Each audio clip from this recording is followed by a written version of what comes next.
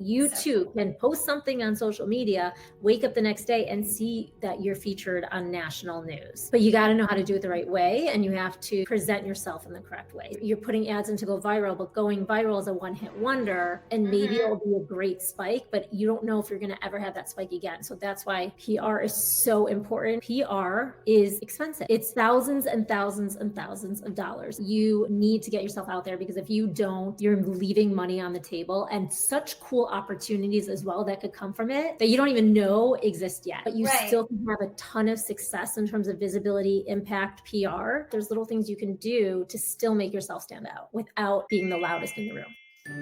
No one makes magic in business like Disney.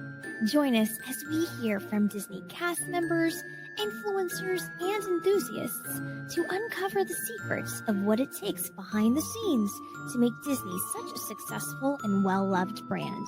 We will hear their journeys, inspirations, and have some good old-fashioned Disney fun along the way. So relax, pull up a chair, be our guest, and let's get down to Bippity Boppity Business. Hello, Nicole. Welcome to Bippity Boppity Business. How are you doing today? I'm good. I'm just excited to be in this kind of Disney era right now. Just makes me happy. It's a fun new way to kind of talk about business and, learn strategies without being too business serious. Yeah. So I'm really glad you brought that up. That's one of the biggest things that I want from this show for both anyone who is listening and for my guests that come on.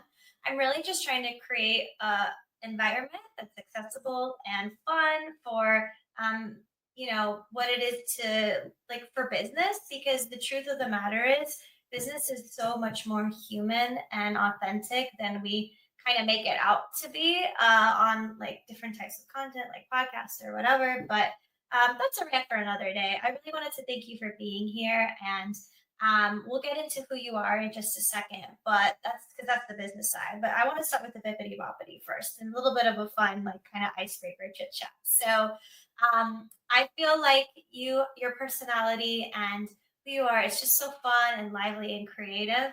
And I wanted to ask you, if you were a Disney character for a day, what Disney character would you be for a day that you think maybe most aligns with who your personality is, what your personality is like?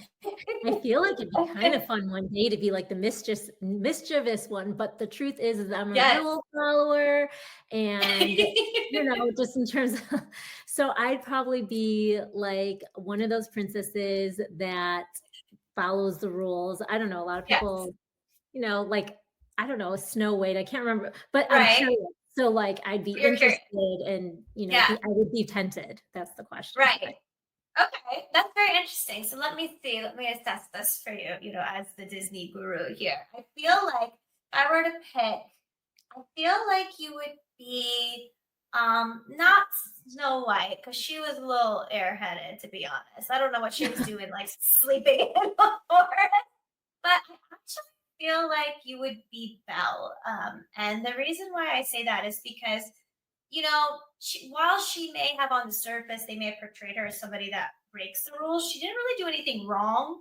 And then she kind of accepted her situation for what it was. There was things that she came across, but she kind of settled into her own. But she was also very educated and poised and kind of brought people together in a way. And also, you're both really pretty brunettes. I don't know. I feel like you would be Val if you were into that. I would take that. I've always considered myself more of a trends starter versus follower in the sense. I'd rather take the risk than not. So okay, I'm game. Yeah, so I think you'd be Val. That would be who I would pick. So to tie it into the business side of things, the theme that we have for today, guys, is we're going to be talking about PR, but it's a really fun workshop that we're going to do. We're going to explain PR to you from the lens of if the fairy godmother herself needed PR. So, typically the fairy godmother is somebody who helps us. But today, Nicole is going to be the podcast PR fairy godmother for the Bippity Boppity Queen herself. So before we get into that, let's talk a little bit. Let's get to know you and get to know your your backstory, your hero's journey, wherever we want to call it. Tell me about what your start was in life. I don't think you woke up awesome entrepreneur, like successful person, like day one, you didn't like click your heels when that happened. So tell me about how you got started in the world that you're in. Well, it's interesting because I kind of went into PR, so to speak, for small business founders in a very backdoor kind of way. So my background is Yeah. that I've been a magazine editor and a journalist for over 20 years. So Wow. I really do understand and know the media space because that's where I live, that's where my network is, that's how I think, that's everything, what my whole professional career has been. And then I built my own personal brand known as the Beauty Girl before Mm-hmm. people were talking about the idea of personal brands. And so through that, I started pitching myself and landing myself on national and regional platforms, from TV shows to reality shows to Yes. working with brands. And that is, what I was doing and loving. And I think maybe a lot of people have gone through their career and they've kind of wondered what if, and realize that your expertise and what you're actually really great at is something that you didn't realize at the time that tons of other people are actually seeking. So Mm-hmm. forward, COVID happens. I'm on a social audio app known as Clubhouse. A lot of people are on that app asking, like, I'm a small business founder. How do I get featured? How do I pitch the press? What do I do? And me being in those rooms and hearing advice I frankly couldn't stand behind, I showed up the next day and I said, I am a PR coach. 48 hours later, I had my first clients and have been growing this business ever since, because I'm teaching you how to get press without spending a fortune. I'm opening up the gates so you have access to contacts and know how to build relationships. And basically, if I'm your target, then why not learn from me? And I'm so committed to helping small business founders because I've seen too many get left behind simply because they either couldn't afford what they thought was PR, they didn't know how Right. to, all those little things. So that's where I come in.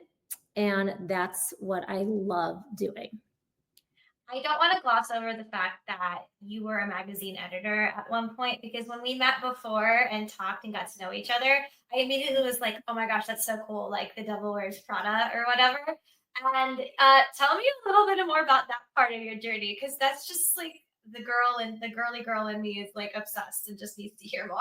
So here's an interesting thing. When I was working at like a very hot magazine at the time, I was the assistant to the editor-in-chief, who basically, we have Anna Wintour at Vogue. And then at the time when I was there, she was the other head, big glossy name that was really trailblazing in the magazine industry. Anyway, she gave me a script of The Devil Wears Prada, like the manuscript, to read before it ever became a movie. And I'm reading it and I'm like, oh, and like it was crazy because essentially it was my life. I would get those calls at like 4:30 in the morning being like, you need to meet me at my private trainer and pick up copy and disperse it to the team before I get there at like 8:30. And I mean, I had my breakfast, lunch, and dinner there, at the office.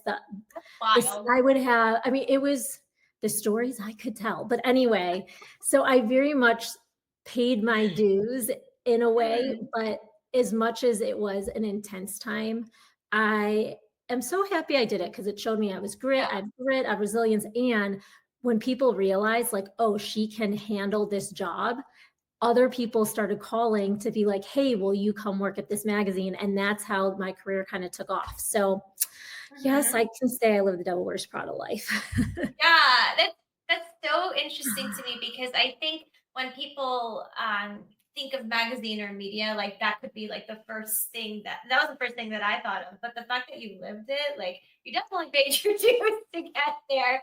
But yeah, what was like your biggest takeaway from that part of your journey that you still to this day like use in your work day to day? Because it may have been a lot of work, but I'm sure you learned a lot during that, like you were saying I earlier, I mean, guess. for sure, I learned so much. And like, again, as a journalist, you're always thinking about the people that you're either writing for or like, Mm. you're not thinking about yourself. It's kind of like, Mm, what are the stories or what are the headlines or what have you that are going to be of interest to other people? So from a very early on, it was like never about me. It was all about, mm. the audience, so to speak. Right. And so that just became ingrained in me. So it's really helped me throughout my career because I also don't take things so personally. I mean, when you're in an industry that's pretty cutthroat, again, it's the same thing. You might get looked, I mean, I have oh my gosh, some of the stuff that happened, but you just have to remember it's not about you. Yeah, 100%. On the positive side of that, though, I think that is something that's really cool about your background, like understanding from that journalist time that it is truly about the audience. Like you are not the hero of the story, like it's the audience, right? And I think that's something Disney does exceptionally well when you watch the movies or consume the content. They really make you feel like they're talking directly to you, and it's because they make those themes like parallel, like it's this journey of, you know, trying to find yourself or whatever, right? No, you make such a good point because even just like recently, I was going through my own kind of entrepreneurial angst, as we all do. And I shared Right. something on my social media within a community of the idea. And I bet if you are a small business founder, if maybe you share this type of feeling, which is the Mhm. idea that you might be on like a Zoom call, let's say, and you see all these people raising their hands, but you as that founder, maybe you feel more introverted or you're not screaming from the rooftops like, this is me, look at me. And then you feel like, oh, well, I will get left behind. And one of the things I was talking about is I've learned through the entrepreneurial journey, like, yes, I'm standing on 20 plus years of experience. I have results, but I'm not shouting it from the rooftops. That's not like the way it's just not natural to me. But you Right. still can have a ton of success in terms of visibility, impact, PR without having to do that. There's just certain strategies Yes. to implement. And so many people resonated with that because you forget, you look around and you usually are seeing the people that are always skipping the line because they're raising their hand first. And you just Hmm. kind of think like, oh, I wish I could be like that. And Mm. I want people to know you don't have to be, if that's not you, you don't have to be like that. There's little things you can do to still make yourself stand out without being the loudest in the room. I love that because it's really a tactical thing. I think traditionally people might view PR as like, oh, I have to go like put myself out there and always make like this is my story, how great I am, and put it on PR newswire, drop this thing about what I did and how great it is. And that ties really well as a transition into the first part of what I want to get into, which is what really is PR, especially in this like 2025, like I'm sure it's so different than when PR what it was like even 5 years ago. You know what I mean? Yes, it's changing so much. And the thing that I think people confuse a lot, and even again, like when I go on TV sometimes as a beauty and lifestyle expert, even brands still to this day forget that PR is what you need to do to build a legacy brand. It's brand Mhm. awareness. It is a long term play that's going to keep you viable and it can convert to sales and financial success 100%. Mhm. But sometimes it's not the same as direct advertising where you put an ad up and your goal for investing in that ad is to get a return on investment right away.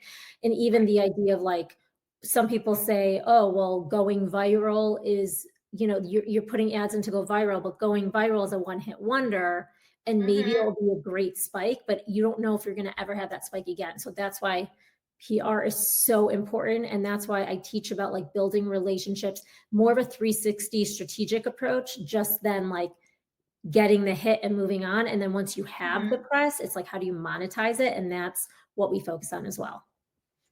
Okay, great. So let's go ahead and visit Fantasyland, and let's pretend that the fairy godmother herself comes to you, and we're gonna bring some of your strategies to life. So, what's up, fairy godmother? Hello. She's like, dearie, I need your help. I need to figure out how to really just get myself out there. I've been around for a long time. I was in that one movie, and oh, God only knows. I'm not really popular anymore. What do I do? They forgot about me. Maybe she had her one hit wonder moment. She doesn't know how to come back from it, right? I don't know if you've ever had a client like that before, but in general, yeah, how would you start working with her? What would be your first step? Let's hear the coach in action. No, for sure. I would say that number one, if you want to, if you're service based, Mhm, founder or whatever, you definitely need to understand like who your target audience is. Because mhm, again, if you're going to create the PR strategy, I don't care if you're in a media outlet where your mhm, buyers are not. And mhm. you need to be, at least the way I do it, is very targeted, specific, because as solopreneurs or small business founders, we are strapped for time. So I make the process very targeted and efficient. Okay. So if you're service based, find where your peeps are. If you're product based, find out where your buyers are, like what they're reading, Mhm, watching, listening to. I know we've probably heard this before, but that is like step number one. mhm. And if you kind of skip that step and go all over the place, you're diffusing the impact of your efforts. So target Okay, audience, so number one. I would say that the Fairy Godmother is a service-based business. She had her success story with Cinderella, but we haven't really heard from her getting other hits after Cinderella. We haven't heard many Fairy Godmother, I come into your life, make your life better, make you look cute, make you feel good, inspire you, and peace out ever since. But that was like her case study, if you will. That was her claim to fame. So she's trying to figure out her target audience. What's an example of what the fairy godmother can do? We'll start in a virtual sense. If she's trying to find more, I don't know. I guess Cinderella is her ICP, her ideal customer profile. Where would she go online to start kind of doing some research to figure out her target audience, maybe? Well, I think honestly, I don't want you to feel like you have to do all this research. It actually is much simpler than people realize. So Okay. talk to well, let's say Cinderella would like talk to Cinderella, Okay. learn more about her. Let's say she's on social media, pull Yeah. your people. You don't realize that actually figuring out, it's so funny now that we're talking about this, because even one of my clients who is a small business founder in the fashion space, she's like Mhm. describing to me who she thinks her ideal customer is, which is 100% different than who her buyers actually are. I'm like, I know that you think that it is a corporate woman who travels a lot, but you're describing your Right. buyers to me. And while that could be the person, your buyers are not Completely that different. exact profile right now. And Mhm. so sometimes it's just right under your nose and you don't realize it.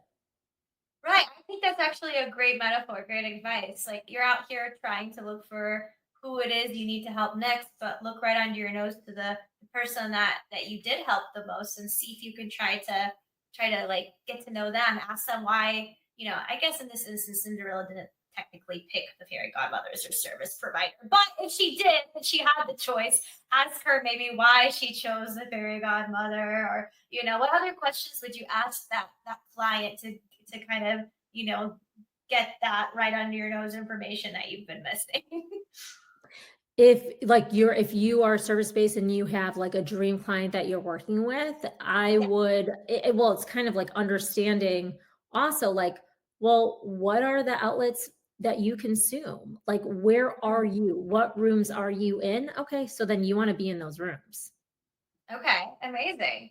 So, I think that the other thing that can be a little stressful for small business owners who are trying to get into PR, is I feel like, and you can tell me wrong, there's a myth that PR costs a lot of money to get like any hit, like at all. Like they maybe don't have the resources for it, or maybe they're not confident enough to start like reaching out to that audience yet. And maybe I'm getting ahead of myself, but what would you say to that person that's feeling like, I get what you're saying, Nicole, like, and I kind of understand who my target audience is, but I'm just scared that if I go down this route, or I'm concerned that I go down this route, that like I just don't even know where to begin. Do you know what I mean? Literally, that's why I'm doing this business because I realize there's a white space of people that are just not being served. And so Mm, while traditionally it is true, PR is expensive. It's right. thousands and thousands and thousands of dollars. And I work with PR people all the time, and I've worked with some incredibly talented people. So, like, Mhm. if that's the route you want to go in, great. What I would say, especially if you are, a small business founder, I think Right. there's something super empowering. Like, let's say you want to, in terms of bringing your PR in-house, you understanding the fundamentals and the foundation, because I also have had people that have been like, I did invest $30,000 in an agency. I have nothing to show for it. And then I feel horrible. And then I ask them, okay, well, let's see and let's unwrap that. And then I realized that they were positioned incorrectly. They were pitched Mm, incorrectly. A lot of things were done not as I would advise. And if they had worked with me from the get-go to not only, number one, build and own their relationships and own their PR, they could have saved that money. Or had they decided that at some point they wanted to either bring it in-house and know how to do it and have someone do it on their team, or mhm. invest it and outsource it, they would know they would have the tools to make sure they're investing in the right way so they don't get burned Mhm.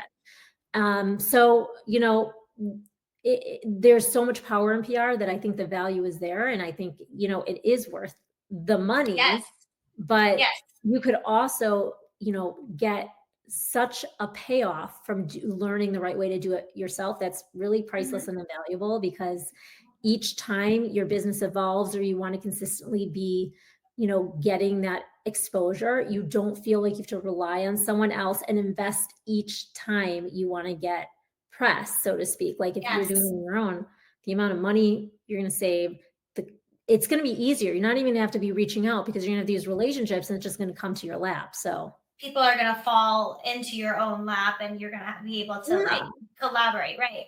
And I bring that up to tie it back to what I was saying about what we were talking about with target audience. It's important, because if you don't sit down and figure that out, that's when what you're talking about can happen, when you spend money here, there, left, and right, and you're using PR as like your testing ground. Like I don't think you should be doing that. I think you should have your message locked in before you go out. What do you think? Well, I mean, in terms of what's your pitch and what's all Right. that stuff, like that's, yes, you don't waste your chance by not having it right the first time. And Right. believe me, again, as somebody who works with even like a major brands, and they'll be like, well, here's what our key points are. And me as the expert, because I Right. also am a spokesperson at times for brands, I'm like, actually, no, like that's not what's gonna convert and get you the sale. And Mm, so I do find that, you think but until you but it's so insular. You got to get that like outside that bird's right. eye view to really understand like what is going to move the needle for your business.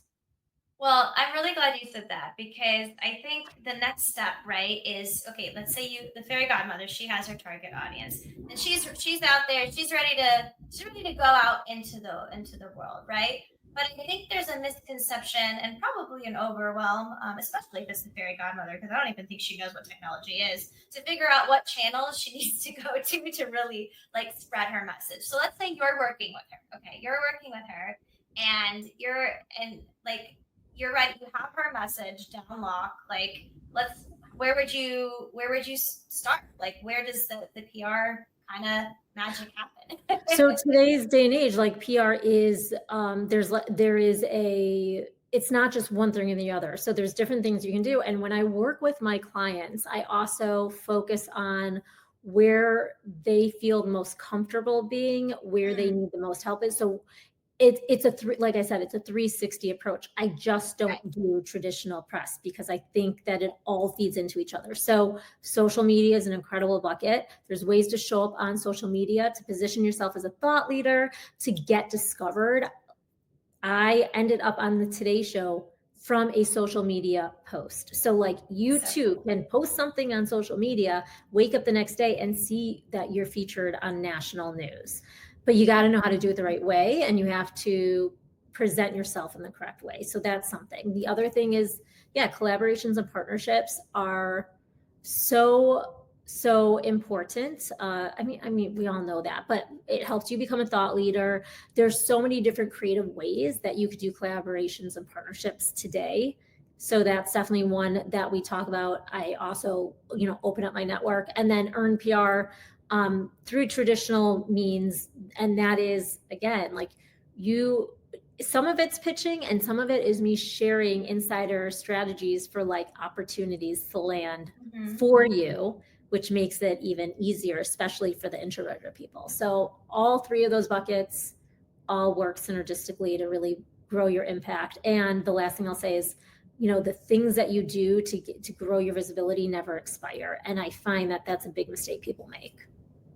Say that one more time for me, because I thought that was really good. One of the biggest mistakes that I see people make is that, they'll get an incredible win with their visibility, a great segment or, a great feature in a news outlet, and they think that that is a one-time thing, but like you need to leverage that to market yourself, to build your thought leadership, and to monetize. And so basically, suddenly your press becomes your marketing, which means that you're saving because you don't have to create marketing from scratch. And it's your third-party testimonial. Okay, so a parallel for this would be like the Fairy Godmother's hit, I'm sure, in the kingdom, the magic kingdom of wherever Cinderella lived. The presses were like, wow, this like mystery girl like showed up and she looked amazing and she had the night of her life and who is she or whatever, right? It was like a one-hit thing. And let's just pretend that somebody did a leak to the media and mentioned, oh, it must have been the Fairy Godmother. So everyone knew it's the Fairy Godmother, right? And like you said, she's a little introverted and she's not really going to go out and just start shouting from the rooftops how great of a person she is and how she helps Cinderella. But, from that moment, she was inspired and she wants to do it again. And she realizes that her niche is their princesses. But, she doesn't really know much more than that. She just says princesses, right? So now let's have you advise the Fairy Godmother. Like, she had her hit. We want to maximize it. We want to leverage it. Take us through each of the topics that you mentioned that could help: social media, collab, or earned, and give us an example of some creative ideas of how we can help really maximize her moment to make it long-term and marketing for her. Okay. And for the record, so I definitely think like a journalist. I have a lot of ideas, but this is all on the fly. Like none of this was pre-planned. So let's just say social media. What I would say is she should be, talking about like how, in this, so to speak, in this example, it's almost like the Fairy Godmother was almost like the celebrity makeup artist, hairstylist, and dresser for like a red carpet event. So she would go on social media and talk about the behind the scenes of like how she created that look. It positions her as a thought leader. People love that stuff.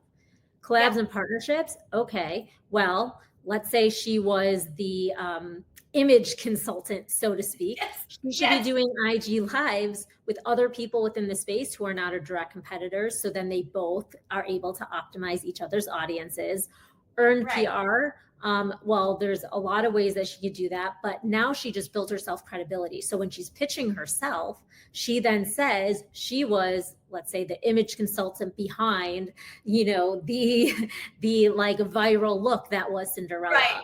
And then suddenly her credibility is, she's the right person that people would want to talk about or ask. And, the other thing, though, is that she would also be smart about where she is pitching herself to make sure that the outlets are aligned and actually wanting to cover stuff like that.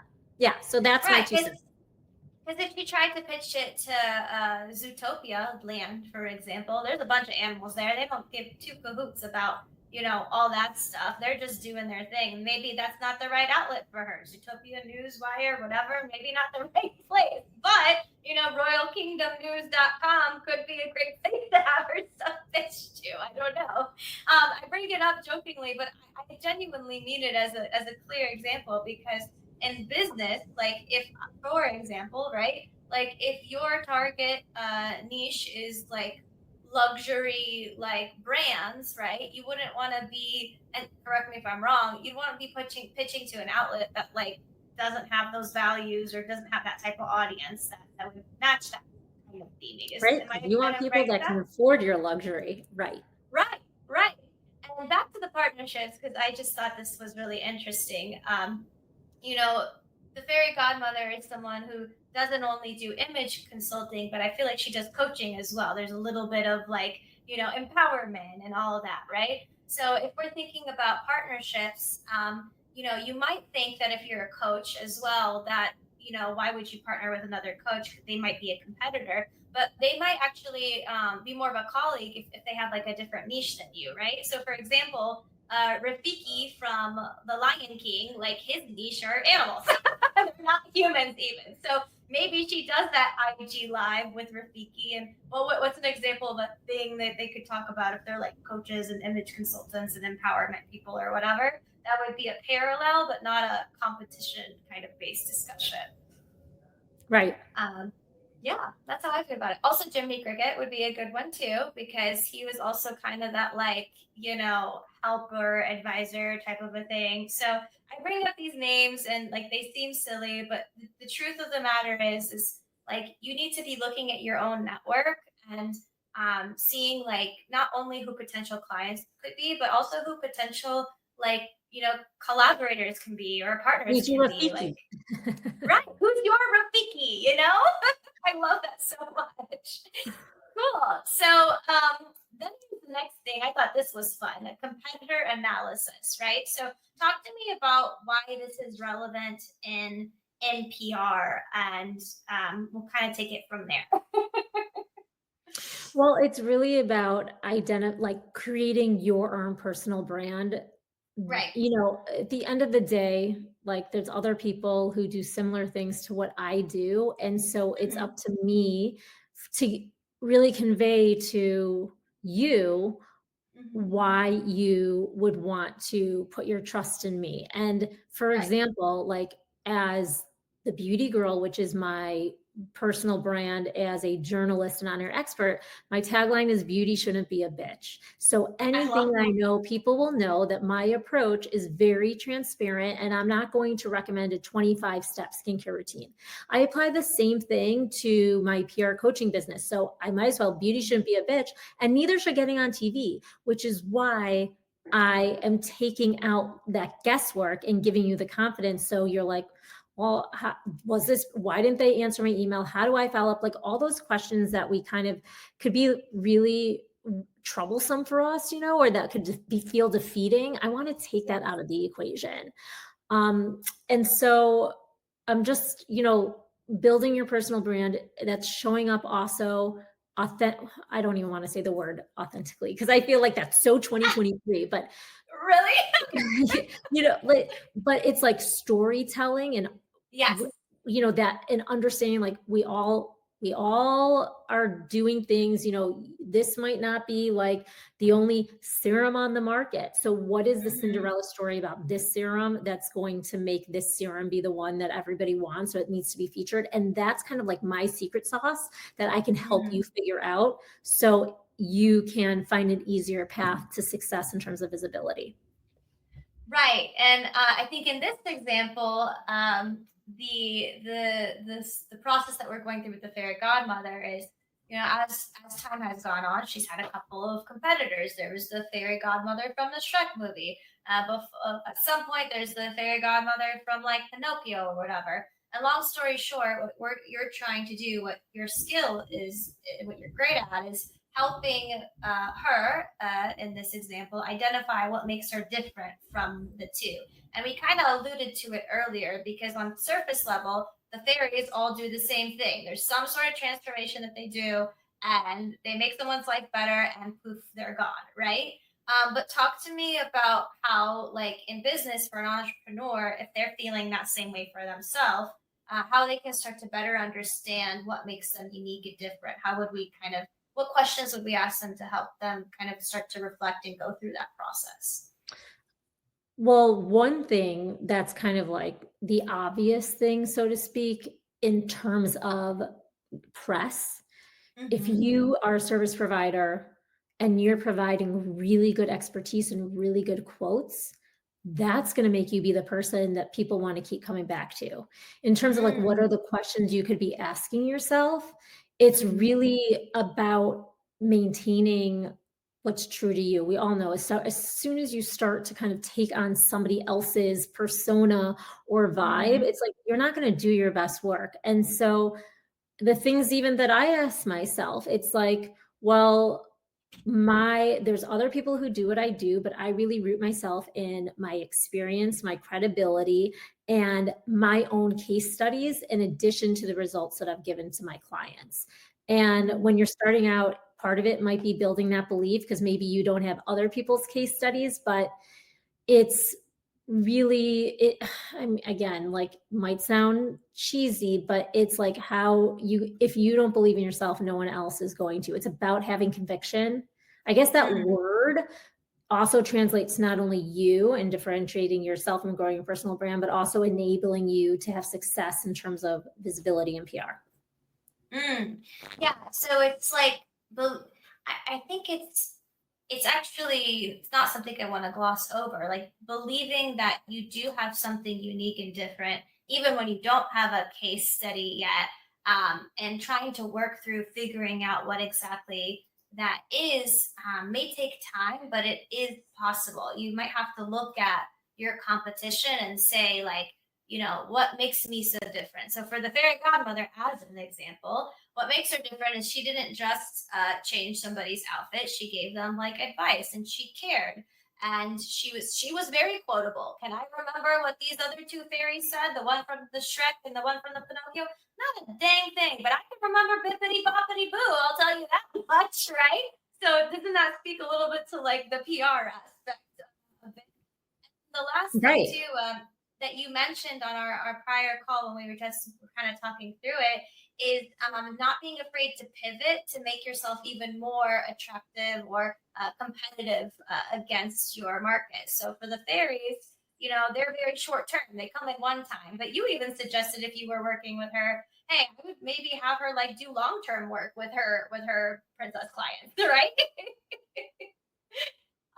So I think it's really cool to be able to say that I am somebody that is trying to get out there and trying to differentiate. But and even though I don't feel like I'm that different right now, the answers are like you said, they're right under your nose, basically. And that's where the branding comes in, right? So talk to me about, I know it's a very general thing to say, but like I always like to ask everyone, like everyone has a different perspective on this. Like, what does brand mean to you? It's more than a logo. So what does it mean to you? It's basically like the representation, the vibe that you want to put out there of how you want to be associated with. When it does come to visibility and press, you definitely want to have a vertical and horizontal headshot of yourself, your products, just having the right assets available at any time. It would be a shame if somebody's like, I really want to quote you, but I need a headshot and you can't provide a high res image that is a good representation of yourself. That said, in terms of press, one thing that, even with me running this business, because it's been like so go, go, go, I don't even have like yet, I have one in my head, but I haven't even like put it into action, a formal name of my consulting business. Right now I call it Nicole Pearl. It's NicolePearl.com. I know what I want to call it, but I also don't want people to feel like they can't get started until they have the perfect exterior forward-facing website. My website, NicolePearl.com, just to be transparent, is a website that I've created off of my original website as the Beauty Girl. And I'm blending it together because I'm not going to let it stop me from helping people. I'm not going to let it stop me from promoting my services. So it's important. If you are a product-based business, if you are a service provider and let's say a coach or what have you, well, one thing that I would make sure is happening is that you are consistent along the line. So have the same headshot everywhere. Don't go from one color to the next. Like be thoughtful with those choices, but don't feel like, again, because you don't have the perfect website, because you don't have, the perfect, $20,000 to spend on like getting your logo, everything in order. Like that's fine. As a journalist, like what I will tell you is that that's not what will influence me as to whether or not I'm going to feature you or your product. Images matter. But if I'm like, oh, the website doesn't look as good as it could, but everything else is there, like I'm going to feature you. So as long as as you have a good story, like there's still a chance. It's kind of what I'm understanding from what you're saying. Like, because the opposite could be true. You could have the $20,000 beautiful logo, website, whatever, but like, what's your story? And that's where like the smoke and mirror comes in, and a good journalist will see through that. And I think so will potential clients. So. Okay. So, we talked a little bit at a high level about things like, understanding your target audience. We talked about like channels and marketing for your PR. Super quick touch point and tip on like what to have branding wise for your outreach, but also with the loving reminder that it doesn't have to be perfect. It just has to be intentional is kind of what I took away from that. For anyone listening, what is kind of like your one big, like, fairy godmother advice, word of wisdom, kind of takeaway that we want to give as we go into this year and want to improve our own PR efforts? Number one, well, I have a couple. First of all, do it, but Just do it. But do it intentionally. But I guess the thing is, like, if you're like, I don't know where to start. The first things that I would say is figure out where you should be and understand how to pitch yourself and understand how to follow up. Those are kind of like the three pieces, ingredients that I don't, like I said, I don't want you to waste your time sending emails that I will never open. Like, what's the point? You're going to end up feeling like crap about yourself, thinking they're not interested when that's not the case. And so I just want you to have those foundational skills in place so that you can soar. And if you're not sure where to begin or how to start, like, that's what I'm here for. And if you've gotten some press and you're like, but now what do I do with it? Or I got it. And I've had a lot of clients, I've gotten great press, but then they're like, didn't know what to do with it. Or that was like a year ago. And that's where I can come in and like help you scale to the next level. That is really awesome advice. I definitely want anyone listening to reach out to you if they do need that PR guidance.